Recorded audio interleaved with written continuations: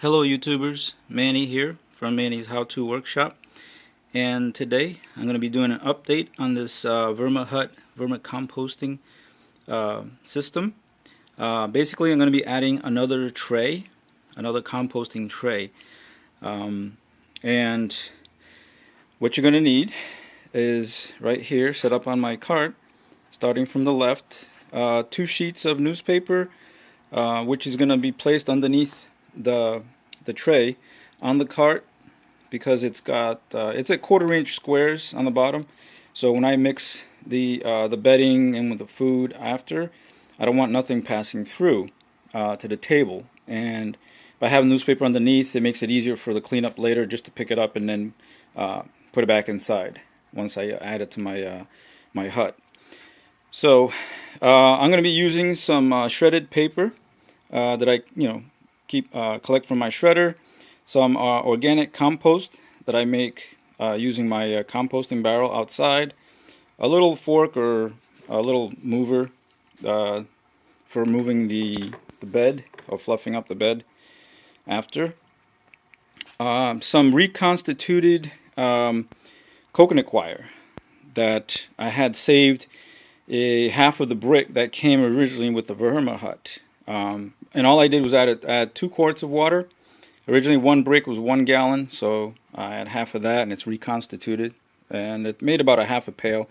This is like a 2.5 gallon pail. 1 rubber glove, some worm food that I've made that I've kept in the fridge, a little spritzer, water spritzer for later, just to add a little bit more moisture, some grounded up eggshells. I find that's always good to throw it in there. Helps them with the digestion, and also helps them to reproduce. Some sawdust that I've collected over a couple of years or so from woodworking, and this is clean sawdust. There's no chemicals or oils or nothing on it. It's natural. Also some coffee grounds.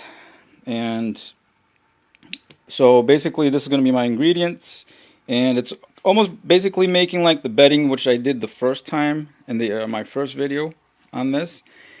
And I'm going to be doing the same thing.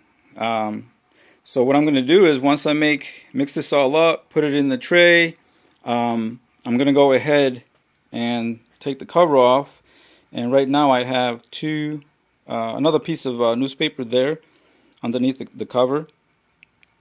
And I'm going to lift that up and move some of what the worms I've already made, the compost, and to see how they're doing. Every time I've been feeding them, I've heard them like really being active. You can actually hear the sounds of like them moving around, so that's a good sign. So I'm going to peek in on them, check them out, see where they are. I'm going to put a little bit of food on the top. Today's my normal feed day, just to get them to come to the top, and then I'm going to place the tray all complete on top of that to entice them to go up to that tray. And once I put that there, I'm also going to put some food in there as well to get them to come up. And once they do that, then that means the bottom tray is going to be nothing but castings, and that's what he hoped for. And usually you probably end up with like 1 or 2 worms, a few worms still staying down there, which isn't hard. So when you harvest, you can just pick them out, put them back in there. All right, so let's get to it. Okay, so I went ahead and got the tray all set up, and now we're just going to take the coconut wire and just dump it in here. Dump all of it in there like that, and there's still some stuck in the bottom, so I'm going to take my little trusty wooden spoon and just get the rest of that out right there. Mix it all up. And back over here.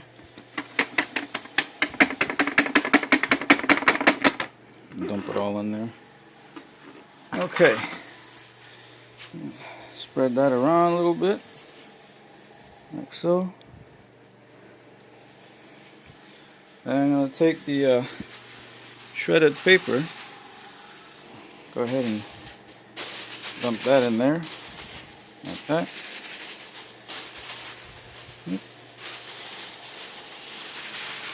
That off to the side. Move that around in there. And with my shredded paper, it just so happened I actually shredded some credit cards before, and didn't realize it until after. So if I see any pieces of the credit card, I go ahead and pull them out. Doesn't really hurt the worms because they're not going to try to swallow it or anything. It's just, you know, the plastic is a little brittle and stiff, and you know, you don't want them moving around and hurting themselves or scratching themselves too bad. So I picked out a whole bunch of them already, but I'm still finding some pieces here and there. And of course my shredder did a good job of shredding the credit card. But anyway, I think that should be alright. Go ahead and get these other two pieces here. Put that in the trash real quick. Alright. So from there, I'm going to go ahead and take the, go ahead and take the little sawdust here. And, I got the fan running over there because it's a little warm in this garage. So I just got to be careful. Go ahead and put the sawdust on there. There we go. All of it. Go ahead and spread that around a little bit. Get even coverage. Then I have this organic compost that I made. And you're probably wondering, why use organic compost?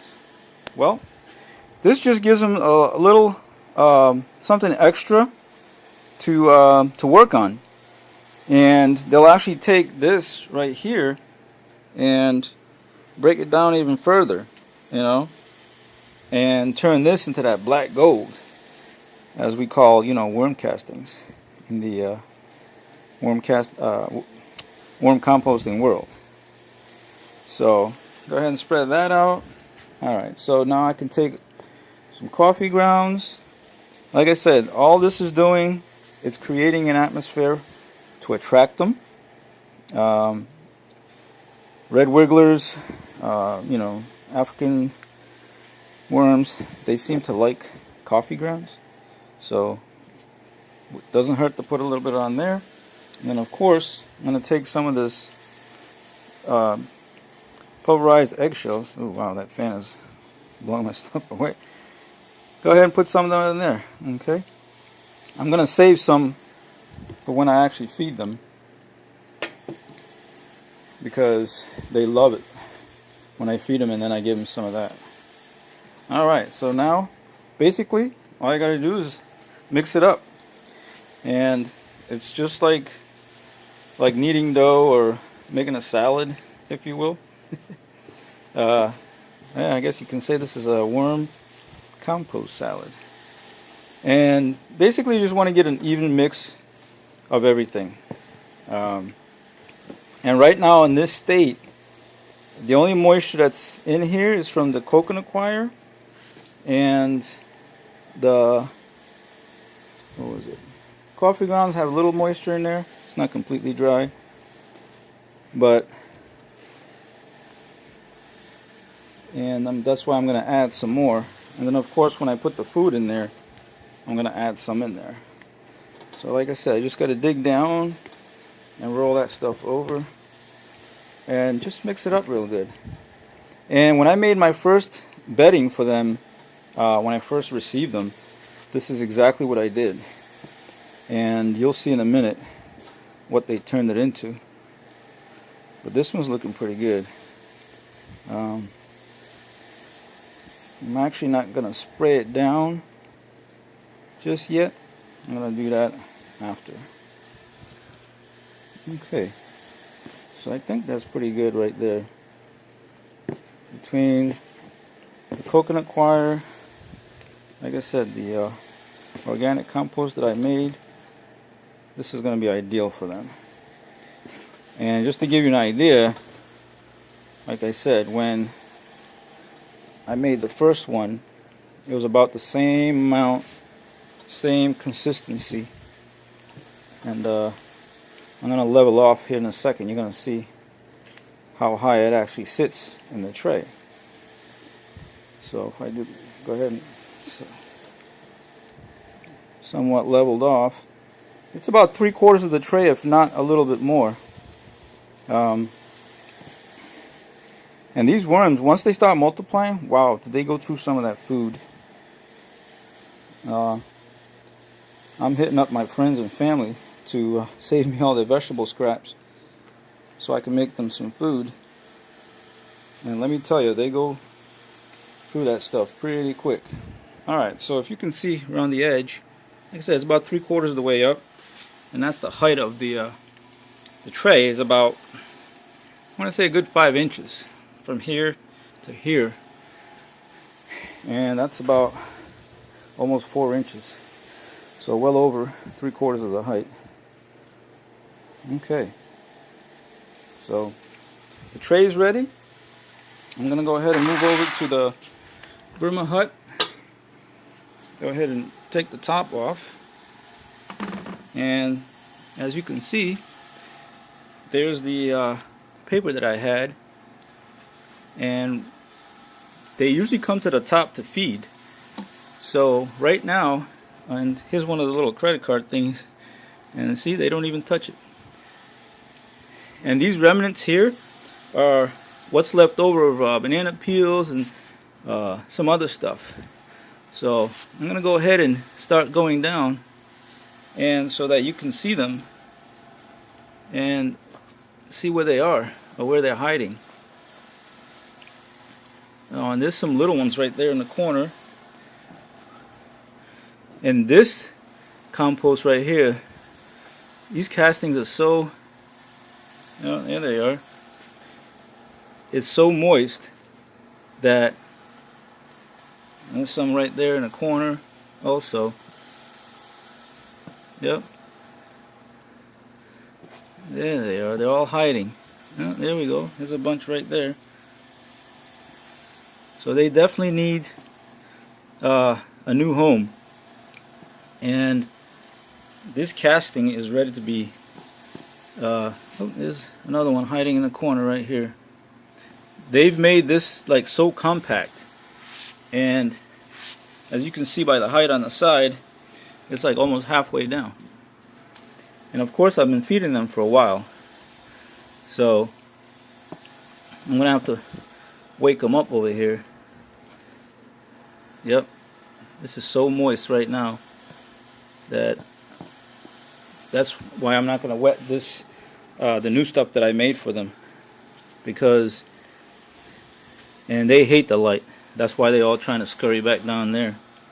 And I can see, you can see some little baby ones right there,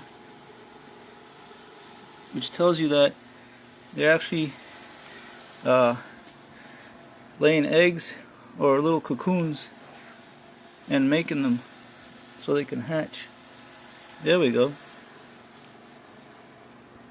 They're all down there sleeping. So there it is. So they're actually in there. I'm going to go ahead and cover them back up again. I don't want to disturb them too much, since they're doing an awesome job of breaking down that all that I've given them, all the food. So there we go. I'm just going to go ahead and set this up for them again, and